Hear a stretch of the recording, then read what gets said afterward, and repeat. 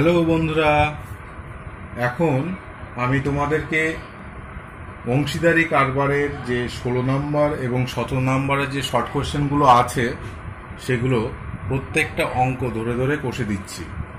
তোমরা প্রত্যেকটা অঙ্ক মন দিয়ে দেখো, আশা করি প্রত্যেকটা অঙ্কই তোমরা বুঝতে পারবে।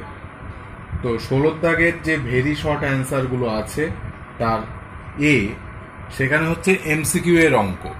এমসিকিউ দেখো, 16 দাগের তার 1 দাগ আমি কোশ্চেনটা করছি, তোমরা মন দিয়ে দেখো, প্রত্যেকে বইটা সামনে রাখবে, তাহলে দেখবে অঙ্কগুলো বুঝতে তোমাদের অনেক সুবিধা হবে।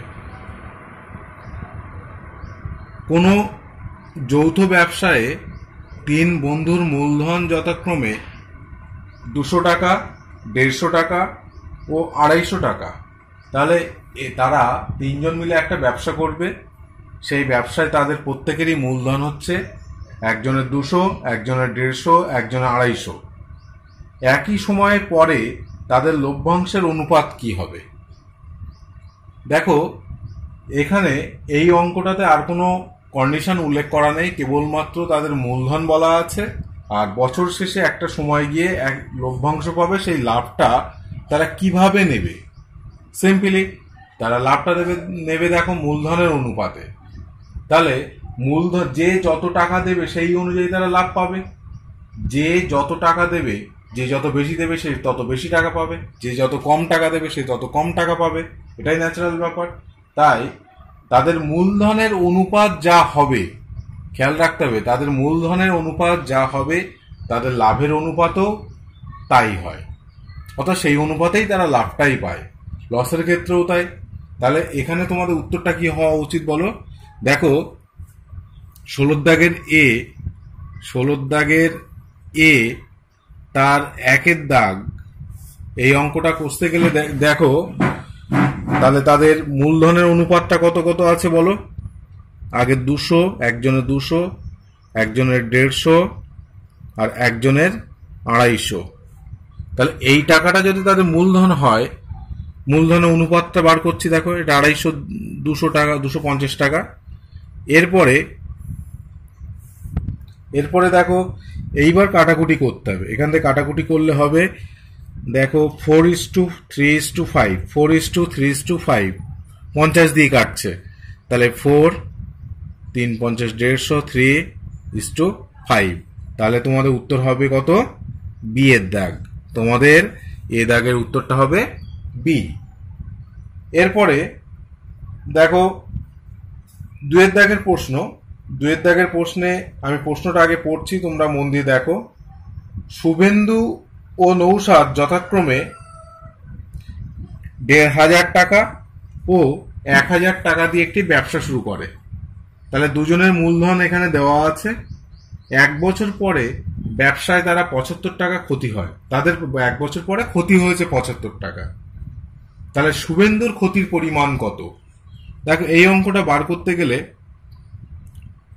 ফার্স্ট কাজ একই, তাদের মূলধনের অনুপাত বার করা।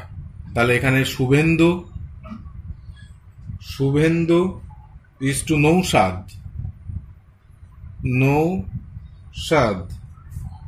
মূলধনের অনুপাত বার করব। তাহলে একজনের 1,500 টাকা আর একজনের 1,000 টাকা। দেখো, এটাকে সিম্পলিফাই করলে দেখো 50 দিয়ে যাচ্ছে, 500 দিয়ে যাবে। 500 দিয়ে গেলে দুটো শূন্য তুলে দিলে তাহলে তোমাদের বুঝতে সুবিধা হবে। তারপর 5 দিয়ে দাও, 3 5 15, 2। তাহলে হচ্ছে তাদের মূলধনের অনুপাত 3:2। এইবার একটা জিনিস খেয়াল রাখতে হবে, 75 টাকা ক্ষতি হয়েছে এবং জানতে চাওয়া হয়েছে তোমার শুভেন্দুর ক্ষতি কত। এই শুভেন্দুর ক্ষতি কত? খুব সুন্দর, শুভেন্দুর ক্ষতি আমি আর লিখলাম না, শুভেন্দুর ক্ষতি। তাহলে শুভেন্দুর আনুপাতিক ভাগ হার 3/2 আর ইন্টু 75 টাকা ইন্টু 75। তাহলে এইটা 3/2 না, 3/5, এইটা আর এটা যোগ করতে হবে, 3 তাহলে হবে 5। এইবার কাটাকুটি করো। দেখো, এইটা কাটলে 5 দিয়ে 5 একে 5, 5 5 25, 3 15 45 টাকা। তাহলে শুভেন্দুর ক্ষতি হবে কত টাকা? 45 টাকা।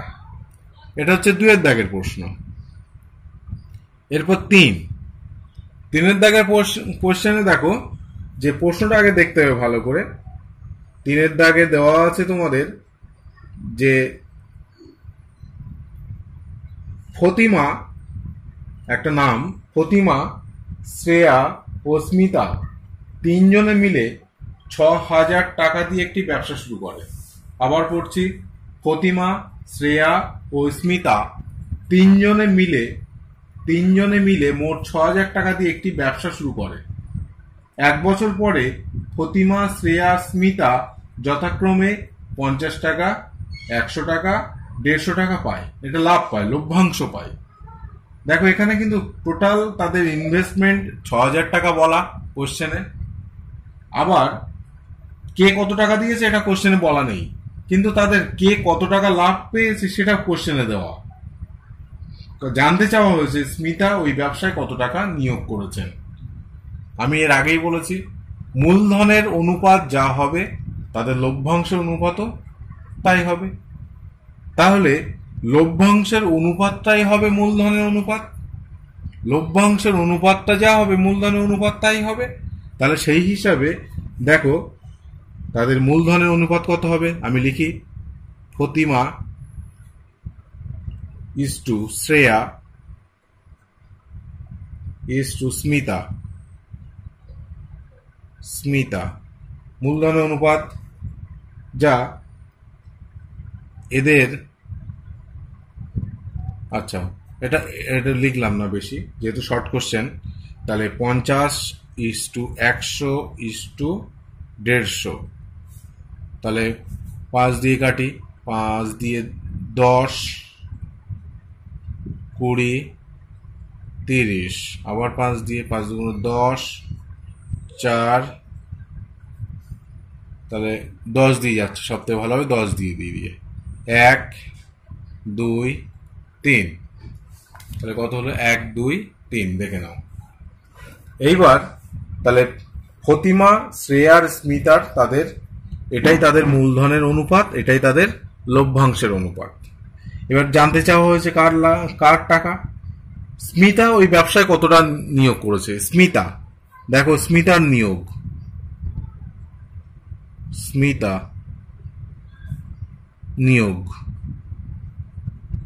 স্মিতার নিয়োগ হবে, স্মিতার আনুপাতিক ভাগার কত?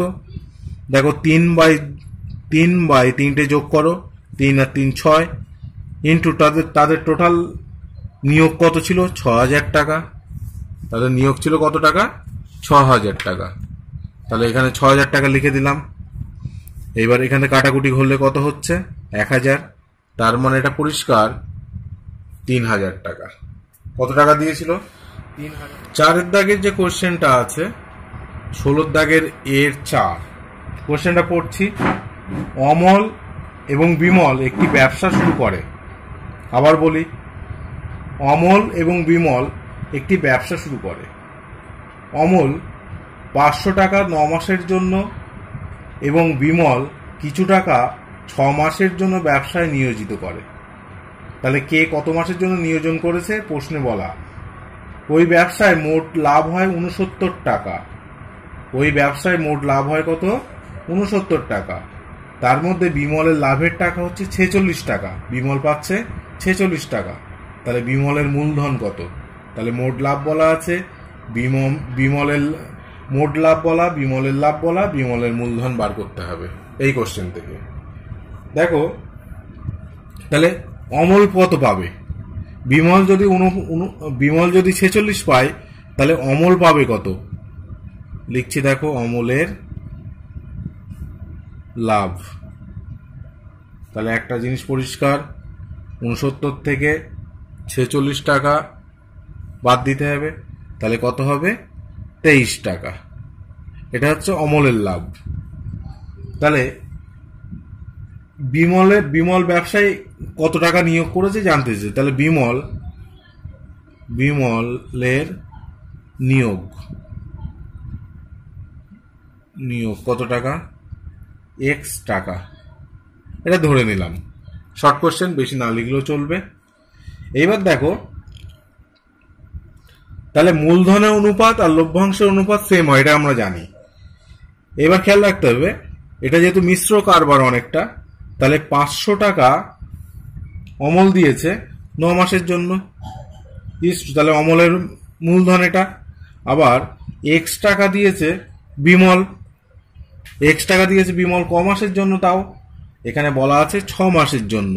তাহলে এদের দুজনের, প্রথম জনের মূলধন দ্বিতীয় জনের মূলধন ইস্টু কে কত লাভ, তাহলে একজনের লাভ 23 টাকা আর একজনের লাভ 46 টাকা।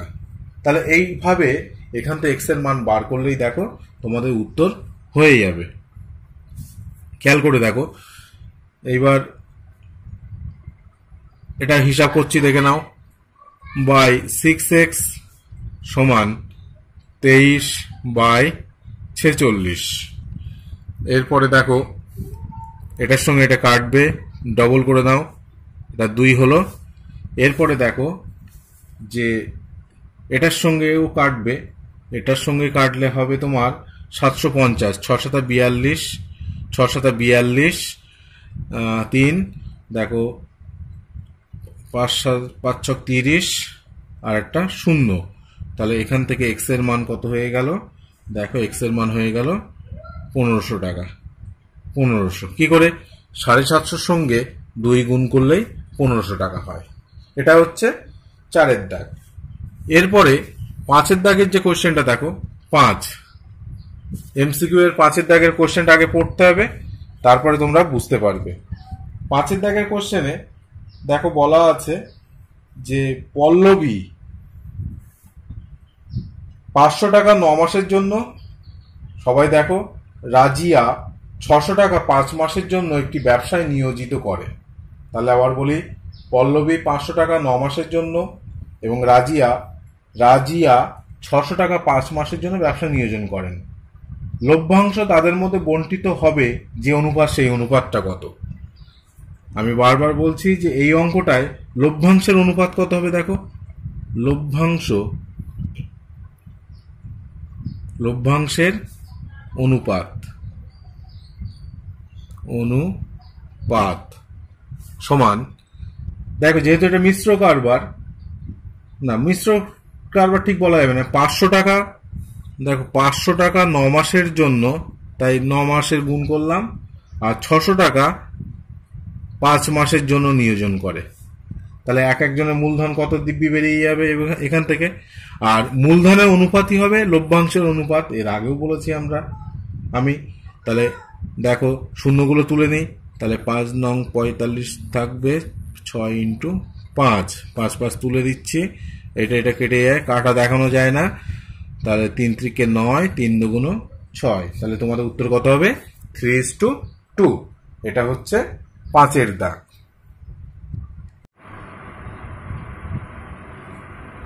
বির দাগের নিচের বিবৃতিগুলি সত্য না মিথ্যা, লিখি। 1-এর দাগ, অংশীদারি ব্যবসায়, তোমরা সবাই দেখো 1-এর দাগে আছে অংশীদারি ব্যবসায় কমপক্ষে লোকের দরকার 3 জন। না, এটা ভুল কথা। কমপক্ষে মিনিমাম 2 জন হলেই অংশীদারি কারবার অর্থাৎ পার্টনারশিপ বিজনেস করা যায়। 3 জন না, 3 জন হলেও করা যাবে, 4 জন হলেও করা যাবে, কিন্তু মিনিমাম কমপক্ষে যখন যেহেতু উল্লেখ করা আছে, তাই তোমাদের এখানে এটা হবে ফলস, এটা মিথ্যা কথা, এটা হয় না, কমপক্ষে 2 জন হলেই হবে। এরপরে 2-এর দাগ দেখো, এক ব্যবসায় রাজু ও আসিফের মূলধনের অনুপাত 5:4। তাহলে আবার বলি, এক ব্যবসায় রাজু আর আসিফের মূলধনের অনুপাত 5:4। রাজুর মোট লাভ 80 টাকা, রাজু মোট লাভের 80 টাকা পেলে আসিফ পায় 100 টাকা। এটা কি সত্য? দেখো তাদের মূলধনের অনুপাত দেওয়া আছে কত, 5:4। আবার কে কত টাকা লাভ পেয়েছে, ধরো রাজু আর আসিফ, রাজু আসিফের মূলধনের অনুপাতটা দেওয়া আছে, আমরা লাভের অনুপাতটা বার করে দেখি। তাহলে রাজুর লাভ হচ্ছে 80 টাকা, যদি একই হয় তাহলে বলবো সত্য, না হলে মিথ্যা। শূন্য তুলবো, দেখো তুলছে। এবার 4:5, কিন্তু মূলধনের অনুপাত দেওয়া আছে কত, 5:4। 4। ফলে এটাও কি হবে? মিথ্যা, ফলস। কেন মিথ্যা? কারণ দুটো অনুপাত একই হয়নি। লাভের যে অনুপাত অর্থাৎ লভ্যাংশের অনুপাত এবং মূলধনের অনুপাত একই হতে হয়, একই হতে হবে সবসময়, তাহলে সত্য, নাহলে সত্য নয়। এরপর সি এর দাগ দেখো, সি এর দাগে শূন্যস্থান পূরণ, একের দাগ, সি এর 1। অংশীদারি কারবার কত ধরনের? ড্যাশ ধরনের বলেছে। আবার বলি, অংশীদারি কারবার কত ধরনের? 2 ধরনের। এখানে 2 লিখে 2 ধরনের, বাংলায় লিখতে পারো 2, বা আমি এইভাবে শুধু 2 লিখে দিলাম। তাহলে এটা 2 ধরনের, তোমরা সবাই জানো। একটা সরল অংশীদারি কারবার আর একটা হচ্ছে মিশ্র অংশীদারি কারবার। এবার 2 এর দাগ দেখো, অন্য কোনো শর্ত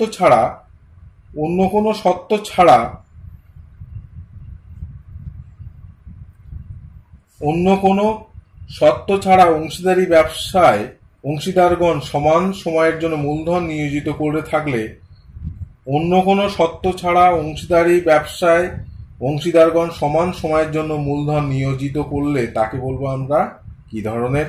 এই যে 2 ধরনের বললাম, একটা সরল বললাম, একটা মিশ্র বললাম, এটা হচ্ছে সরল। কারণ বছরের শুরুতেই যে টাকা দেবে বছরের শেষ পর্যন্ত সেই টাকাই থাকবে, অর্থাৎ একই সময়ের জন্য, সমান সময়ের জন্য, তাই এটা সরল। এখানে লিখতে হবে সরল। এটা হচ্ছে সরল কারবার বা অংশীদারি কারবার।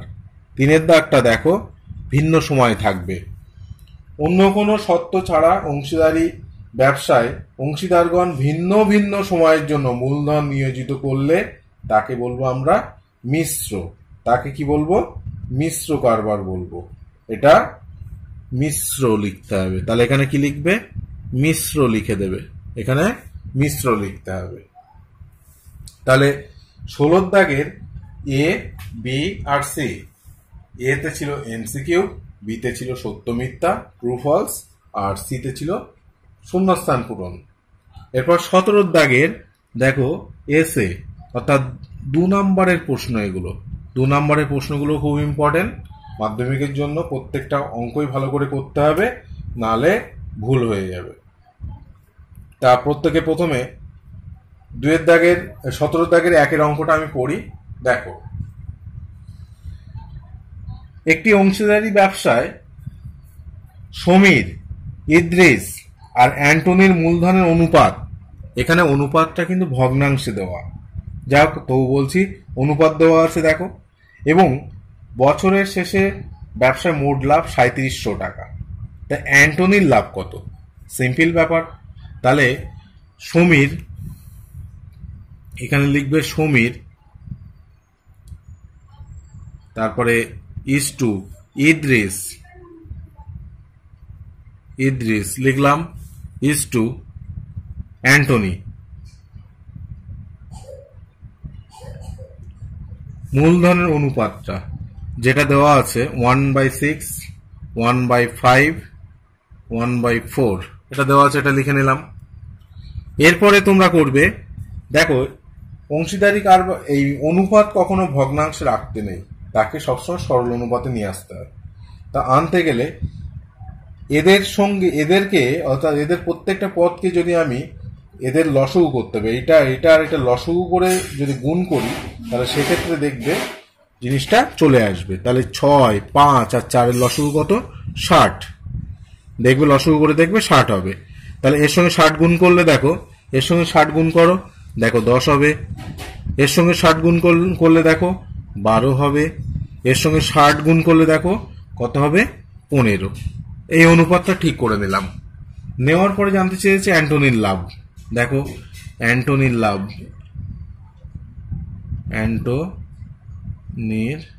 লাভ, তাহলে অ্যান্টনির আনুপাতিক ভাগার কত? 15 বাই এই 3টে যোগ করো, তাহলে কত হবে? 37 ইন্টু বছর শেষে মোট লাভ, দেখো 3700 টাকা। তাহলে এটা কাটাকুটি করলে হবে কত? 100। তাহলে অ্যান্টনির লাভ হবে 1500 টাকা। এটা হচ্ছে উত্তর 17 দাগের 1।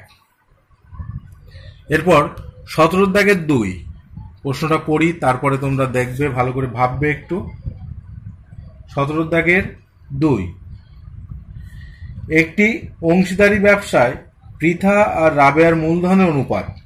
পৃথা রাবেয়ার মূলধনের অনুপাত 2:3, রাবেয়া ও জেসমিনের মূলধনের অনুপাত 4:5। তাহলে দেখো দুজন দুজন করে 3 জন ব্যবসায়ী, পৃথা, রাবেয়া আর জেসমিন। তাহলে পৃথা ও রাবেয়ার মূলধনের অনুপাত দেওয়া, আবার রাবেয়া আর জেসমিনের মূলধনের অনুপাত দেওয়া। তাহলে পৃথা, রাবেয়া, জেসমিনের মূলধনের অনুপাত কত সেটা তোমাদেরকে বার করতে হবে। এটা করতে গেলে দেখো, এটা অনুপাতে তোমরা শিখেছো কিভাবে করবে। তাহলে পৃথা এরম ভাবে লিখবে, পৃথা ইজ টু রাবেয়া, বেশি লিখছি না, রাবেয়া লিখলে কত অনুপাতটা দেখো 2:3 দেওয়া। আবার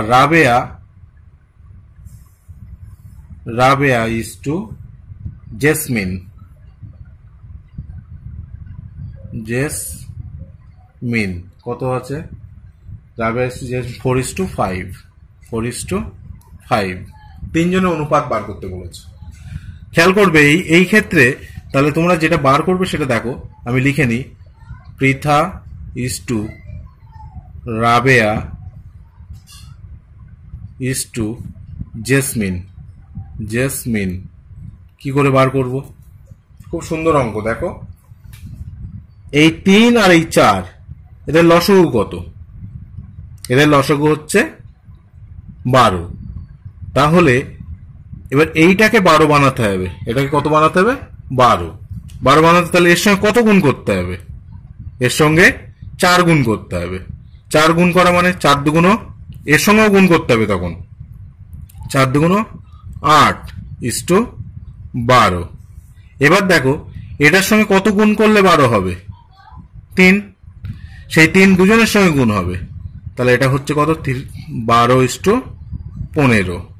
এবার দেখো পৃথা, রাবেয়া আর জেসমিনের মূলধনের অনুপাত হবে 8:12:15। কেন? দেখো রাবেয়ার 12, এখানে 12, রাবেয়াকে একই করে নিলাম, নিয়ে ক্যালকুলেশনটা এগিয়ে নিয়ে গেলে অঙ্কটা হয়ে গেল। এটাই তোমাদের উত্তর। এরপর 3-এর দাগ, প্রশ্নটা আগে দেখো, তারপর আমি অঙ্কটা করাচ্ছি। দুজনের একটি অংশীদারি ব্যবসায় মোট লাভ। দুজনের একটি অংশীদারি কারবার আছে, সেই কারবারে মোট লাভ দেওয়া আছে কত? দুজনের একটি অংশীদারি ব্যবসায় মোট লাভ হচ্ছে 1,500 টাকা। রাজীবের মূলধন 6,000 টাকা এবং লাভ, রাজীবের মূলধন 6,000, লাভ 900 টাকা। তাহলে আফতাবের মূলধন কত? আফতাবের মূলধন কত এটা তোমাদের কাছে জানতে চেয়েছে। এবার দেখো তাহলে আফতাবের কত লাভ সেটা আগে বার করে নিই। এরকম অঙ্ক আগে একটা হয়েছে, আফতাবের লাভ। আফতাবের লাভ কত হবে? দেখো মোট লাভ ছিল 1,500 টাকা, তার থেকে আরেকজন সে লাভ পেয়েছে কত? 900 টাকা মনে হচ্ছে, হ্যাঁ 900 টাকা। তাহলে কত টাকা হবে? 900 টাকা। তাহলে এ পাবে কত? 600 টাকা। টাকাটা এখানে লিখে দিতে হবে। এরপরে এদের দুজনের মূলধনের অনুপাত, তাহলে রাজীব ইজ টু আফতাব,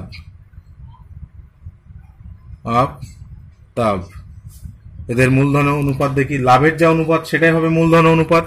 তাহলে 900:600, এটা তোমরা জানো মূলধনের অনুপাত আর লাভের অনুপাত দুটো একই হয়। তাহলে 0 তুলে দিলে, তারপর 3 দিয়ে কাটলে 3:2 হবে। 3:2 কত হবে? 2 হবে। এবার দেখো আফতাবের মূলধন কত? আফতাবের মূলধন জানা নেই, তাহলে এটাই ধরি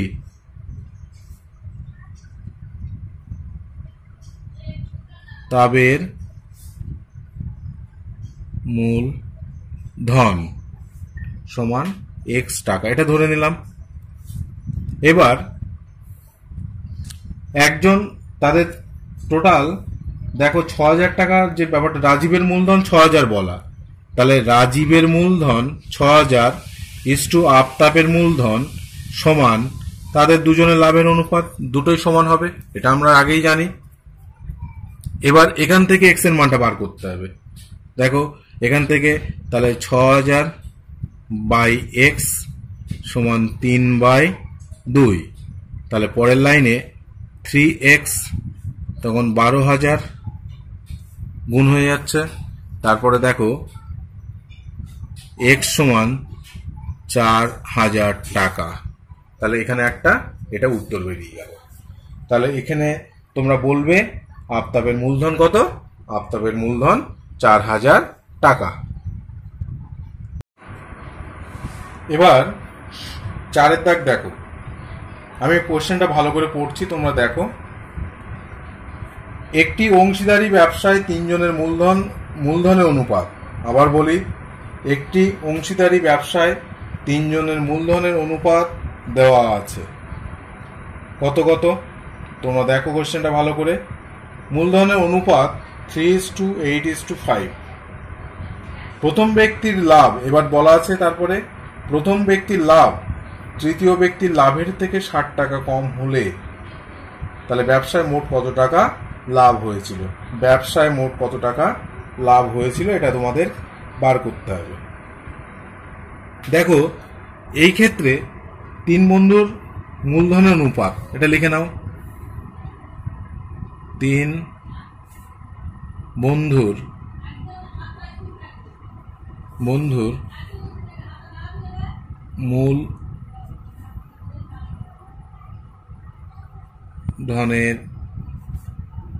অনুপাত